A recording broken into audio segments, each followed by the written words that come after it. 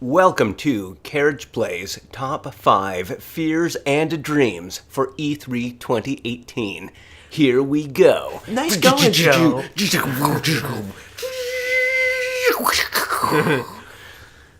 Whipper. Alright, so... I haven't made the graphic for that yet. It's going to be amazing. Well, yeah, it's gonna... Unlike anything you've ever seen. Oh, please don't. It's like you've never seen anything like this. Greatest E3. Great podcast. Alright, so we're going to be talking... We're going to make Microsoft pay for it. That's too far. So we're not only political here at Carriage Way. We're also very games focused. Please say we're cutting that out. No, that's a perfect. Okay, that's a perfect. It's a perfect. It's a perfect. Wow, Luigi. I think it's funny in real world time for us, we just wrapped that last podcast. It's been like 15 minutes and 2 shots of alcohol. Yeah, we need to get the drunk Joe picture up on the screen. You know what I'm talking about? Yeah, that one I made, yeah. Yeah, Joe made also a drunk face for himself. Yeah. Which really we could just put always up there because he's always drunk. On love. I held his shoulder for listeners. Yeah, it was weird. Which exclusively everybody listening to this is a listener because we're not filming this as far as I'm aware. Well, I guess, Joe, you do have a couple cameras up in here. It's weird. All right. Anyway. I like to sing, dance. I also like to have fun. All right. We can't keep that. We're off the rails here. We're getting into it. These are our top 5, as Joe already introduced us. What am I doing? So we're just going through some of our about 5 games and a dream and a fear for that game. Specifically about things that will be shown at E3 2018. And the things is, even like most of these things on the list are things we're really excited about, but like they have the potential to like have a hard left turn and maybe not be bad announcements in of them, by itself, but have lost us specifically. There's that potential. So that's the idea of this list. So, for example, here's a simple premise. Let's say the Final Fantasy remake is shown. Final Fantasy VII remake. Final Fantasy VII remake, I'm sorry. Gotta be specific. Final Fantasy VII remake is shown. What is our dream for that to be? I think with that project having been taken away from CyberConnect 2 and having been restarted, that original project was supposed to be carved up into chapters. So you would buy multiple games to get the full story of 7, and they would have probably they would have been full games in of themselves, or they would have been games in. It's all right. Take your time. You'll figure it out. Okay, they would have been games. Independently the chapters, so I wasn't worried about that, but it felt like that's not the dream scenario. The dream scenario is you get the whole shebang in a single go, one and package, done. Yeah. One and done. Don't futz around, just do it, kind of thing. The dream is because this new Final Fantasy VII remake is a completely different project. The dream is don't mess around, just do it in a single go. And, maybe that's unreasonable today. So, I'll throw out a suggestion of, maybe how they could keep it in one package, but making it not as crazy as a feat. I mean, it's still going to be crazy, but, here's an idea. Take Midgar. Right. The starting town. I was just, for clarification, Midgar, not Midgard, which Right. is Norse. Playing Yes. God of War. I'm all jacked. It's a botch. um, wrong terminology. Joe's shaking his head, face palming right now. Midgar as all one. Like say that's the whole game takes place in Midgar, where Which you immediately revamp. sounds disappointing. Yeah. But Jacob pitched me on this earlier, and I was like, I'm weirdly on board. Please continue. So like you take Niflheim and you take, is it Calm? It was another town you go to. And Right. you take all these places and you say, maybe we'll expand Midgar into this very expansive city, and these are suburbs, and Because like the town, like Midgard itself, is made up of like multiple smaller towns. Mm-hmm. Yeah, and then they condense the world into like there's a way to do it right. Mm-hmm. And you're right. It's like, okay, if they don't have the time and the resources to meticulously remake the full giant world of Final Fantasy VII, which they don't, probably. It's like Jacob's way would get it done in a way that we would prefer, instead of broken up chapters or games. piecemeal over 10 plus years, which doesn't sound as exciting as do this, finish it up, get it done. So then, like, that's our dream. Yes. Let's get into the fear. What is a fear? Our main fear for Final Fantasy VII Remake. The fear is that it plays like Dissidia. Final Fantasy Dissidia, the fighting game that plays like butt. Apologies to Dissidia fans if there are any. No, But it's those Dissidia Final Fantasy fighting games are a chore to play. And why I'm bringing this up is I believe the lead gameplay designer of the Dissidia games is working on this Final Fantasy VII remake. And it's like, oh, please, not that guy. Anybody but that guy. And he might be a genius, and it's like he's under some sort of, like, just trying something wacky with Dissidia. You don't know. He could, like for instance, like Tabata, put as the director of Final Fantasy 15. We're not, like, Type 0 fans at all. Yeah, everything he made before, at best, was mediocre. Until 15, which, like, I'm quite taken with. Oh, yeah. So like that's our first example of our top 5 dreams and fears. So it's basically going to be 4 more games with a dream and a fear. Okay. Let's jump into another one, a little bit different, heavily rumored, Devil May Cry 5. And kind of a dream scenario is, a lot of people huge Devil May Cry fans, but we're personally not. I've never played a Devil May Cry game. I've seen certain Let's Plays. I'm just not like a huge fan of the genre. Like I don't care for character action games like that. It's essentially like a modern beat 'em up. It's you walk from one room to the next and you just beat dudes up.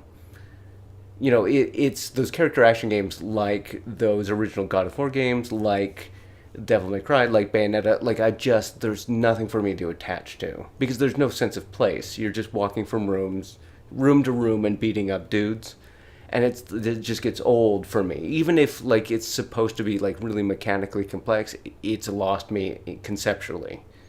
And I mean that's kind of our fear is, for us personally, I'd be happy if it comes out and it's exactly what Devil May Cry 5 is or Devil May Cry has always been, and those fans are going to love that and they're going to go, this is what we wanted. Thank you, and I'm happy. But for us personally. That team had previously made their last game that they made was Dragon's Dogma, which is amazing. It's one of my favorite games from last generation. And yeah, and it's an action role playing game with this like this world. It has a day night cycle. It feels very grounded. It's like that's everything I want. And for them to sort of regress to a character action game seems like a waste of talent and resources. But the fear is that it's just another character action game, but the dream is that what if they take everything that they learned from Dragon's Dogma, the action role-playing game, and just make it like really spiffy and stylish like Devil May Cry was. And if this conversation and pitch sounds familiar, it's because last year at the E3 2017 podcast that we did, we are saying, please, this is what we want. We want a stylish Japanese anime kind of Action role-playing game. Yeah, that would be badass. So let's jump into another one, Joe. We talked about this on our top 10 most things that we're most excited for. Starfield.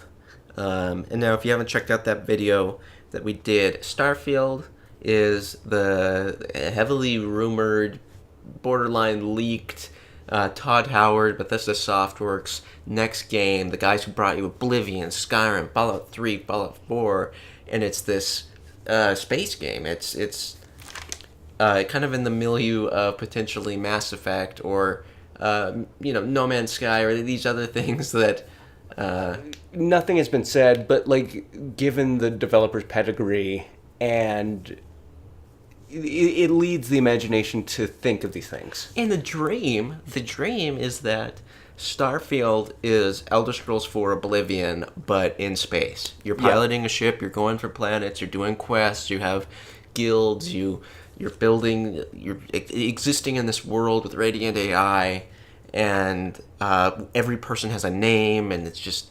And it's full of like neat emergent gameplay things where like all of these systems working in tandem, making the world feel, their play universe feel lived in. But the fear, we get down to the fear, and BioWare fans out there, they're going to be scolding us. They're going to be in the comments of this video, getting up there saying, what are you guys talking about? We love Mass Effect, we love Dragon Age, we love BioWare. If you keep doing that, we're going to have to pay Michael Huber royalties. Yeah. Okay, Michael Huber of the Easy Allies, personal hero of mine. Okay. Moving on. Fear is that Starfield is just going to be this BioWare Mass Effect wannabe. Right, and the thing is we're not saying, like, we're not pulling that out of nowhere, because Jacob and I have, like, followed that team and their games since Morrowind, and that's been 2003. Oh, yeah, like 15 years. Yeah, 15 years of fun, and there's a trajectory. It's like those games are getting increasingly restrictive and increasingly, like, it's like... narrative heavy isn't the right word, because they were always narrative heavy, but like driven by a very vocal protagonist.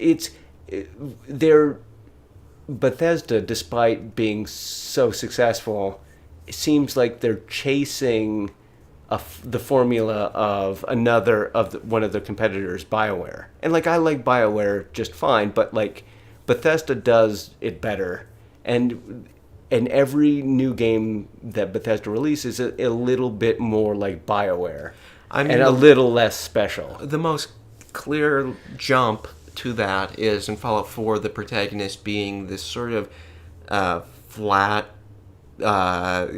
shepherd-like character that isn't really a character who's designed like Geralt is a character or Joel from The Last of Us is a character.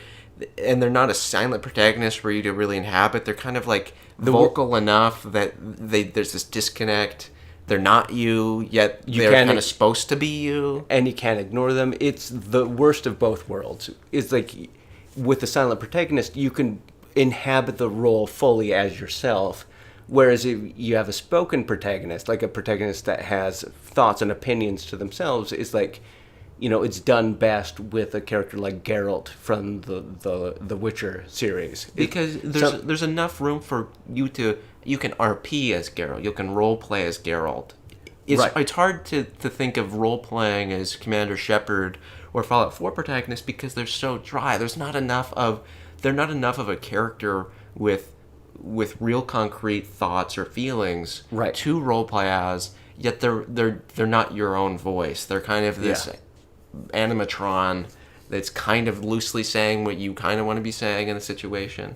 Maybe. And like I think it never works for me quite as well as one or the other. You know, pick. But like the fear is just that this is just going to be Mass Effect by another name. Yeah, and And I mean, even like if they go really hard in the power fantasy, like, Skyrim is, you are the most important person in the entire world of Elder Scrolls in Skyrim. Yeah, I mean, I think that was a big problem with Skyrim, is that like it stretched believability as an agent in this universe, that the whole universe bends to your will. It's all about your good time and how cool and important you are. Like it was so in your face about how fucking awesome you're supposed to be that it's not fun, or like it's not no, it's very fun. It just it's not immersive, Yeah. It's like a blowjob the video game, where like it's like, oh man, you're so fucking awesome all the time. It's constantly positively reinforcing this image that you are the biggest badass in the universe, and like it's juvenile and it's not interesting. Yeah. And I mean, obviously, there's exceptions to the rules. Like, there's games that pull that off super well.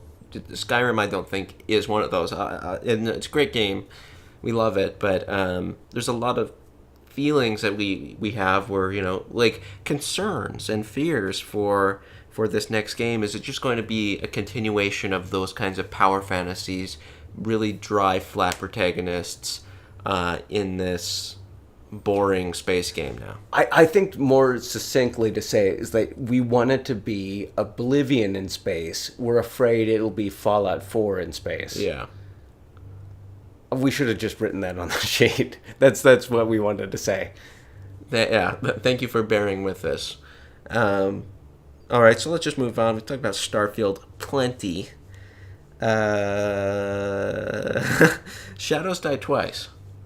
Yeah. Let's get into it, Joe. Shadows Die Twice is our dream. It's the evolution of what From Software has been doing since Demon's Souls.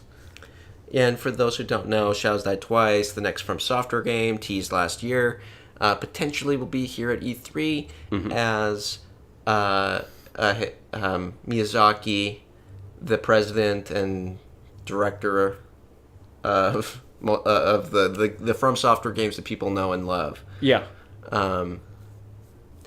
And we sort of hope the Shadows Die Twice teaser thing is the sort of the next Soulsborne, not necessarily in name, not necessarily in like just pure gameplay mechanics, but maybe in spirit. And maybe it adds a day-night cycle. Maybe it adds a town. Maybe it adds more exploration. Maybe maybe it's a stealth game.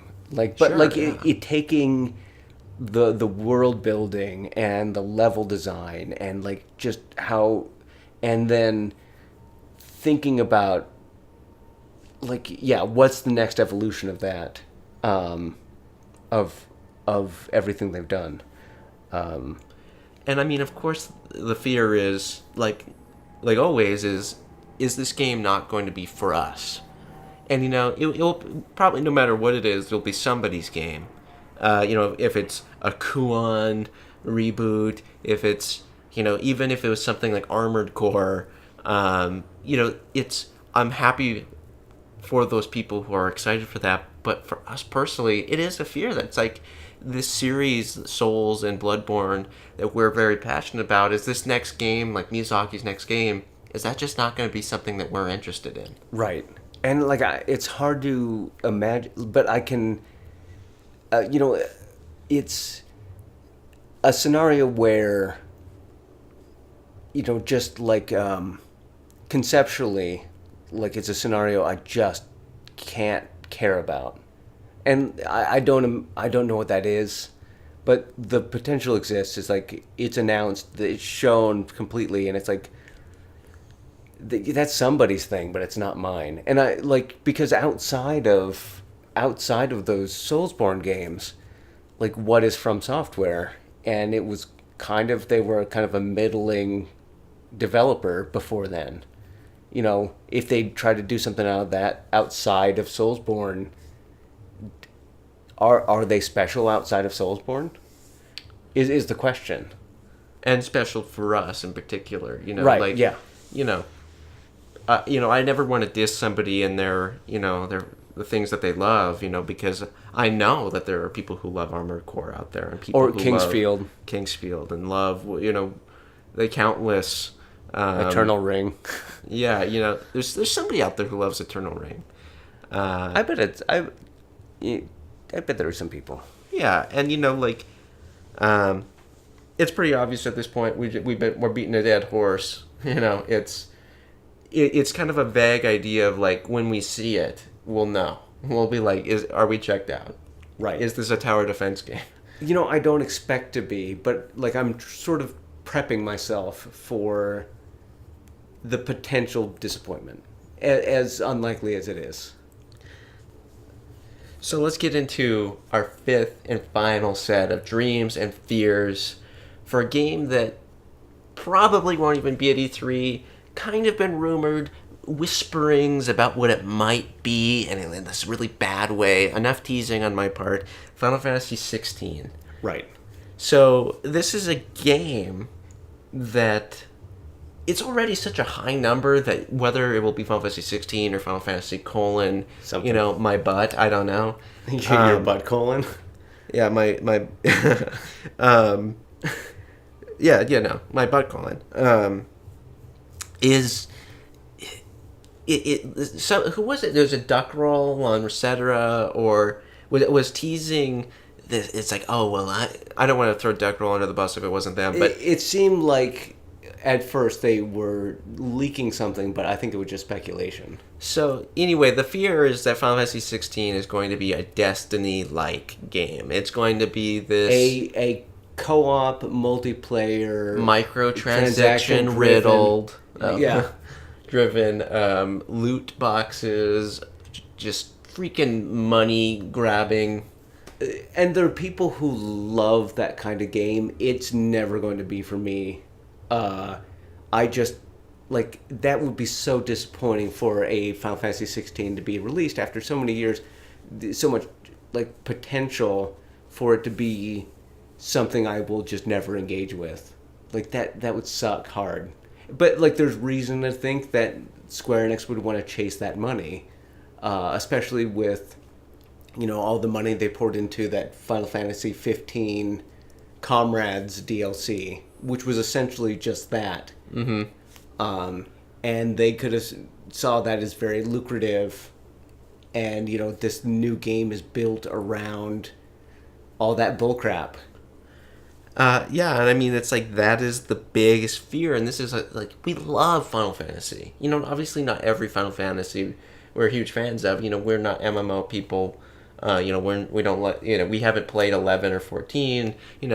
Whatever. But like Final Fantasy is a general series. It's Square Enix, this giant Japanese developer publisher who has been pushing RPG development for 30 years.